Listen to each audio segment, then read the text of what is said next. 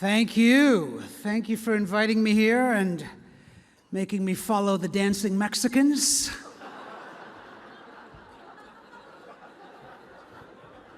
You were great. You were great. Thank you to the RTCA. I am honored to be here in a room with so many esteemed radio and TV correspondents. I'm sure some of them will get here soon. No, it's tough. No, listen, you have a tough job reporting on Congress, although it's not that tough. I'll tell you, I've walked around D.C. a lot, and I've seen scaffolding that covers Congress better than you guys. I'm sorry, that's a tough joke. To be fair, I didn't even write that joke. I don't know how that joke got in here.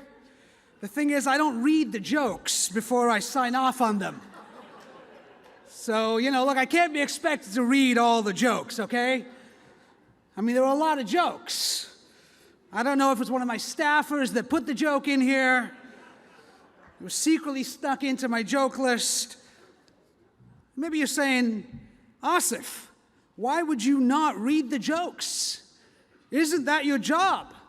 To which I would respond by saying, oh, now you decide to ask tough questions. And yes, even though not reading the jokes undermines the productivity of the very government we claim to care about in favor of partisan politics, we're still talking about jokes. Don't get carried away. I'm only talking about jokes. I'm not talking about the human trafficking bill. You might draw that parallel, and shame on you for doing that. Although it is astounding, isn't it? I mean, you would think that reading would be a basic requirement to be a congressperson. A butcher can't be a butcher if he faints at the sight of blood. A bus driver needs to know directions. A presidential candidate needs to believe in climate change. I'm talking to you, Ted Cruz. It's a tough job you guys have, though. So I don't mean to make fun of you. I feel for you people. Firstly, everyone these days thinks they're a journalist, right? With Twitter, Instagram, your job is becoming obsolete. This might be the last fancy dinner at a Marriott that you get invited to. So I would steal that plastic silverware right now. Take it home. It's a memento of this evening. Secondly, it has to get really boring to report on the most ineffective Congress in 100 years. I mean, nothing happens. Come on. There is nothing to report on. Here, I will write your copy for the next 3 years. A bill fell apart today after Republicans split out from Boehner while Democrats complained there was not enough funding for homeless fish. Boom! You're done. Go home. That's it. Nothing is happening. Reporting on Congress is like me writing a tell-all book about my sex life in the 8th grade. It's a lot of grandstanding, spend hours trying to pay lip service to my base.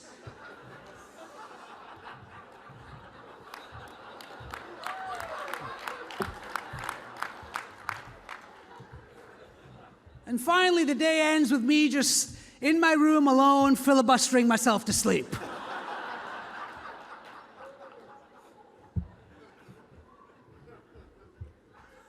Congress has a ridiculously low approval rating. I mean, ridiculously low.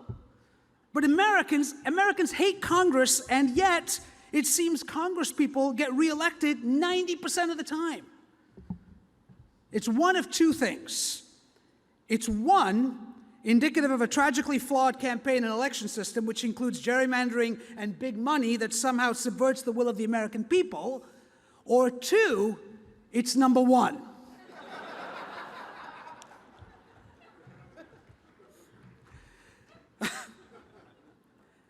So what happened recently? The most exciting thing that happened recently was when Prime Minister of Israel came to speak to Congress, right? So that was exciting. I mean, say what you will about President Obama, but it took a black president to make Republicans finally wish for a Jewish one.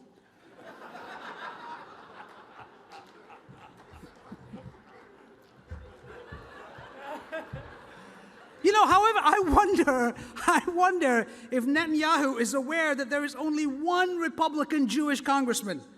Only one. The Republicans love Israel, but the Jews, not so much. We'll give them our money, but our votes, that's going too far. I'm also excited to be on C-SPAN. Yes, thank you. Here's the thing, I'm not gonna take the bait, okay? Everyone rags on C-SPAN, I'm not gonna do it. I won't stoop that low. Also, no one is watching C-SPAN, so who cares? In fact, the only people who would watch C-SPAN are in this room right now. But I give them credit, What they do is hard. An unfiltered view of the workings of Congress and the federal government, no one cares. You might as well just put up a gas station security camera. No one cares. C-SPAN needs to be more like CNN and just forget about the news.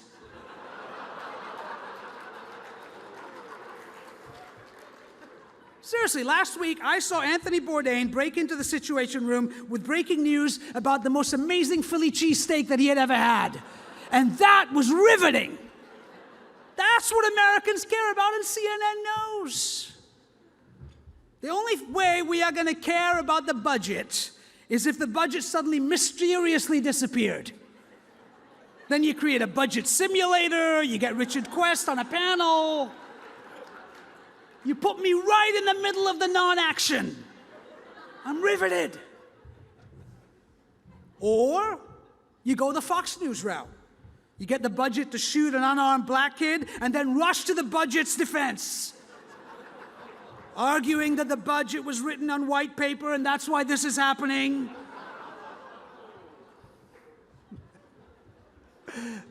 Listen, I don't care how this goes tonight, because tomorrow it's going to say Muslim bombs or Muslim kills. It's bad for me either way.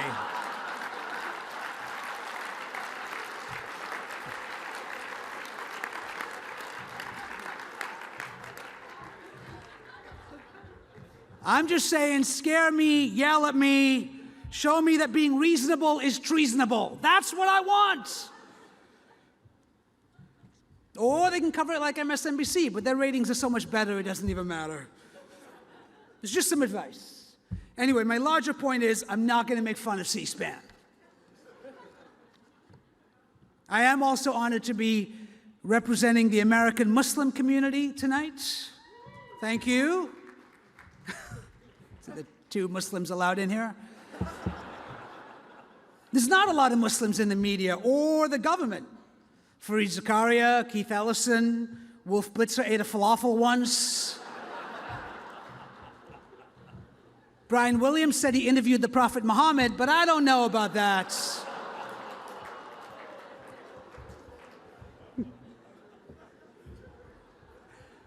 I'm just saying that besides those guys, myself, and the president, there are not a lot of Muslims in the public eye.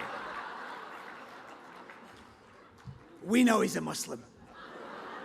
You don't, we do. Oh, you think he's black? He's not black. He's a Muslim. Wait till 2 years from now. Full beard, 4 wives, lamb cologne, the whole thing.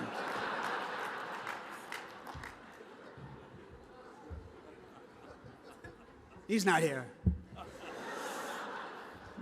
Like he'd be in the back. I don't know. He can't be here. Too many Muslims in one room, and you don't know what happens. We might start doing the terrorist fist bump, the handshake, and then pretty soon we've passed Sharia law. God knows where it could end. Although that would prove to Congress that it is possible to pass a law. Actually, I don't think Obama is a Muslim. You know why? Because he's a terrible haggler. If he was a Muslim, he would have haggled that budget. He would have haggled the closing of Guantanamo. I'm telling you. Every member of Congress would have gotten a suit from his cousin Mustafa at 50% off. By the way, I don't mean to make jokes about the president. Before I came up here, though, I was assured by 47 senators that any jokes I make about the president will be null and void as soon as he leaves office. Talking of Sharia law, we could never pass it in this country, right? Because of the Constitution. And also, because they cut off your hands for stealing, They stone you for adultery. They cut out your tongue for lying. Washington, D.C. would come to a standstill. Without those perks, no one was going to run for public office. As a Muslim American, I also want you to know that I denounce terrorism. Okay? Can we get that off the table now? I denounce it. It's done. I denounce it. We're always denouncing things. Whenever somebody does anything, and a Muslim does anything that's bad, all the other Muslims have to come out and denounce everything that's bad. I mean, I'm used to it. As a comedian, I can denounce Carrot Top. As a New Yorker, I denounce winter. As an Indian American, I denounce the Washington Redskins, even though they're not the same kind of Indian. But I'll denounce them, whatever. I'm used to it. We're used to denouncing. You should try it. It's actually quite cathartic. Now, I'm going to say stuff, and then you're going to denounce it. Ready? Not so into it? Don't like that idea, huh? Not so into the denouncing. I feel you. I feel you. It's just because you're not used to it, that's all. Especially the white people. White people never have to denounce anything. Right? I mean, I'll make it easy on you. We can start with, khaki pants and barbershop quartets. Before we work our way up to the big stuff, like, crystal meth and depleting the world's natural resources.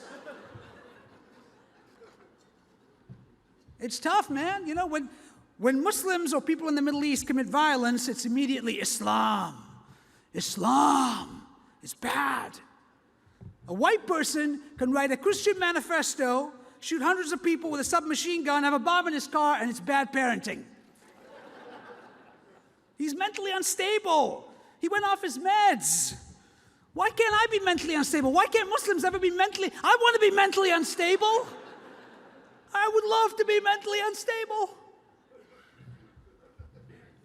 Sure, I get it. I get it. Look, having little understanding of other cultures, being given an AK-47 at 11 years old and told that God is on your side is part of what it means to be an American. But there are people in Afghanistan and Iraq who feel the same way. All I'm saying, white people, is stop hoarding the crazy. And it affects the way even I think about it, A white person ran out of a building the other day in New York City, stole my cab. I thought, that guy's a jerk. If a Muslim person ran out of a building and steal my cab, I think, that building's gonna blow. I see a white person with a beard, I want to buy his artisanal honey. I see a Muslim person with a beard, I'm hoping he's getting pulled out of line at JFK. I see 3 white guys walking into a strip club, I think bachelor party. I see 3 Muslim guys walking into a strip club, I'm getting the hell out of town. But here's the crazy thing, I read a statistic recently that only 32% of Americans know a Muslim person. Amazing, right? So here I am, people. I want to be your Muslim friend. And to that aim, I went one step further. And I emailed a bunch of high-level individuals in media and government and asked them to ask me anything they want to ask a Muslim American. And I got some interesting responses. First person that emailed me back was Joe Scarborough, but I didn't read it. I don't think anyone does. Then Don Lemon emailed me back, covering the most important news. He said, "Dear Aasif, thanks for your email. I don't know much about Islam, but I was wondering if the Quran tells us whether that dress is blue and black or white and gold." Hillary Clinton emailed me back.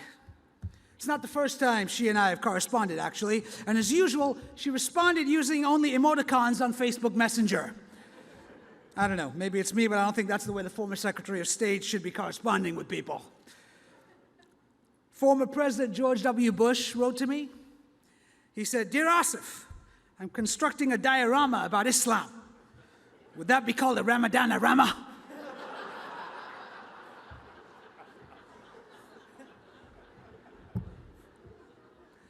I got a very touching email from Sean Hannity of Fox News. He said, "Dear Aasif, I'd like to know more about American Muslims. I'd like to know about their beliefs and their customs. their exact locations, their contact lists, their email passwords, their weaknesses. I didn't see that coming, frankly. I don't even know what he means, weaknesses. See, there's a lot of Islamophobia right now, but I try to be positive about it, right? I try to see a silver lining. For example, I know that there are a lot of Americans who are burning Qurans, but I look at it this way.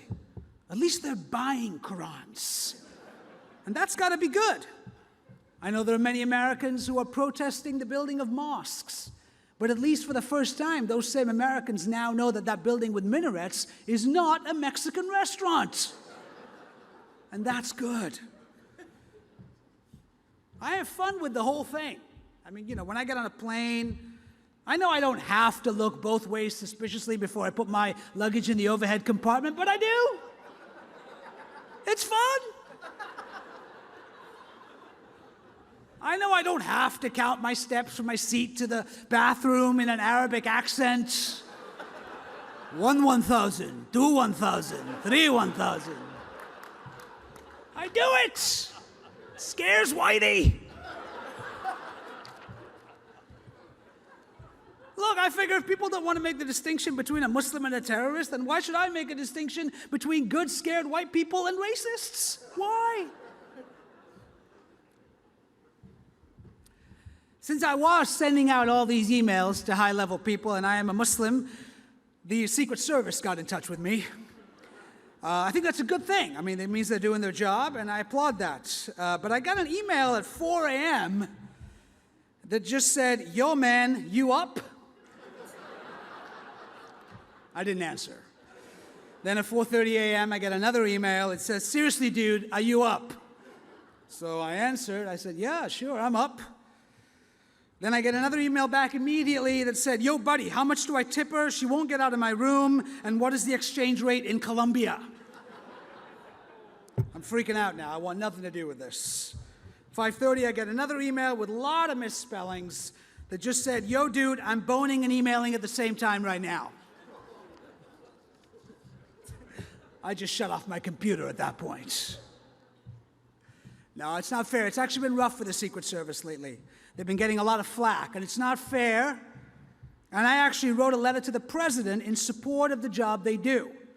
I was going to mail it, but instead I just hand-wrote it and ran across the White House lawn and gave it to him in person. You can do that now. He hasn't gotten back to me. Let's see, I got an email from Representative Aaron Schock, who just resigned his office because of a campaign financing scandal. And what an office he resigned, right? His entire office was decorated like the television show Downton Abbey. It's true.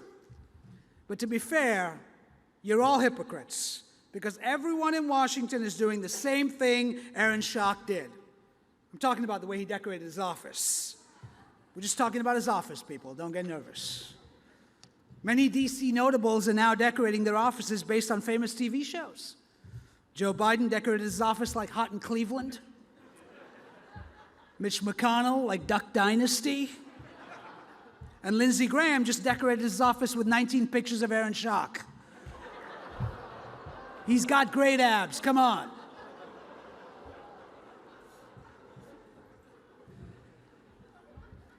And I got the most interesting email from the Vice President, Joe Biden, who wanted to know about the 72 virgins. Everyone wants to know about the 72 virgins. Well, this is something I can actually answer, because it's an interesting point. Because, as some of you may not know, 72 virgins are promised in heaven if you die as a martyr. However, recently, Muslim scholars have discovered that it's not virgins at all. It's actually raisins. This is true. There was a translation mishap in the old Arabic, and raisins were very rare at that time, and so it's 72 raisins. Imagine Ahmed the terrorist showing up after he's died. I am here for my virgins. All the sex I am going to have now. Let's go. Ahmed, we're very sorry. There was a little mistranslation problem. There are no virgins, but we have a lovely fruit plate for you. Cheese and crackers. It's not the same. Also, why would you incentivize terrorists with 72 virgins? It's the worst sex on earth times 72. 72 strippers in a Lamborghini. Now I'm joining Hamas.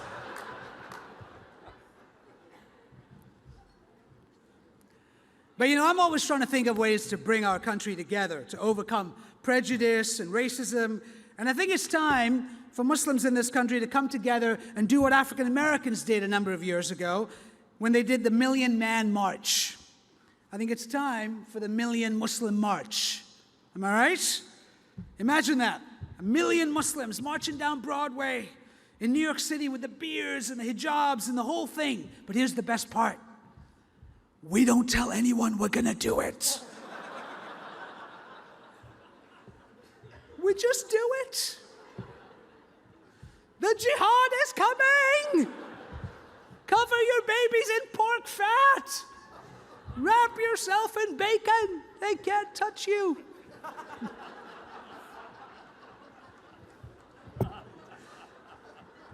We march down, surround Fox News. Just to watch Bill O'Reilly pee his pants.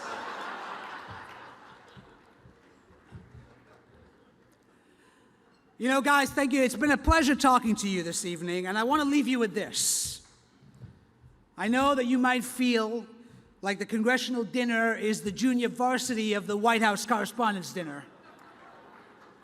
And that's probably because it is. Otherwise, I would be Cal Penn, right? But I don't want you to fret. I don't want you to fret because there's hope for you yet. I want you to remember the words of our president from last year when he said, ISIS was the junior varsity of Al-Qaeda, and look how well they're doing now. So I want to leave you with this. Remember, congressional correspondents, if ISIS can do it, so can you. Good night. Thank you.